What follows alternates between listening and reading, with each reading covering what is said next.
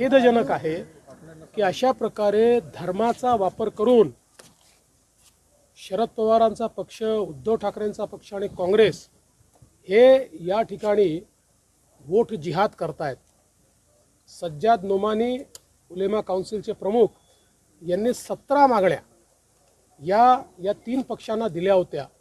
या मागण्या देखील इतक्या भयानक आहेत। 10% आरक्षण मुस्लिमांना द्या। 2012 ते 2024 महाराष्ट्रात जेवढे दंगे झाले त्या दंग्यांमध्ये जेवढे मुस्लिम आरोपी आहेत त्यांच्यावरच्या केसेस सगळ्या परत घेऊन टाका, RSS वर बंदी लावा, अशा प्रकारच्या 17 मागण्या त्यांनी दिल्या आणि या पक्षांनी त्यांना बकायदा पत्र देऊन त्या मागण्या आम्ही मान्य करू असं या ठिकाणी सांगितलेलं आहे।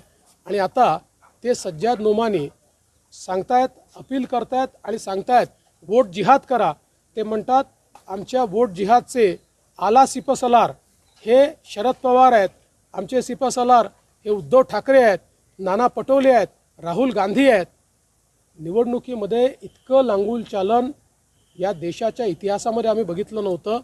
संविधानाचा उल्लेख करणे आणि घटना संविधानावर ठेवणार करण्याचं काम करण्याचं आज त्यांच्या मनात दिसतंय आणि त्यासाठी ते 400ची गोष्ट मानत आहेत।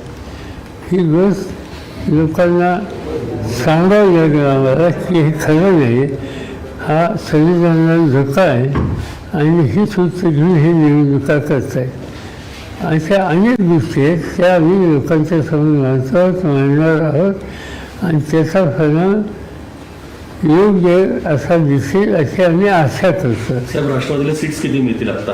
मी काही ज्योतिषी नाही, मुख्यमंत्री होईल राष्ट्रवादीचा? मी काही ज्योतिषी नाही। साहेब, ऑल इंडिया पर्सनल लॉ बोर्डाचे सज्जाद नोमानी आहेत, यांनी एक व्हिडिओ प्रक्षेपित केलाय। त्यांनी यामध्ये म्हटलंय की शरद पवार, उद्धव ठाकरे, राहुल गांधी, नाना पटोले हे वोट जिहादचे सेनापती आणि सैनिक आहेत। आपली काय प्रतिक्रिया आहे याच्यावर? जिहाद हा शब्द देवेंद्र फडणवीसने काढला, हा काही इतर कुणी काढलेला नाही आणि त्याचं कारण काही कॉन्स्टिट्युन्सीमध्ये मायनॉरिटीने महाविकास आघाडीच्या लोकांना मतदान केलं।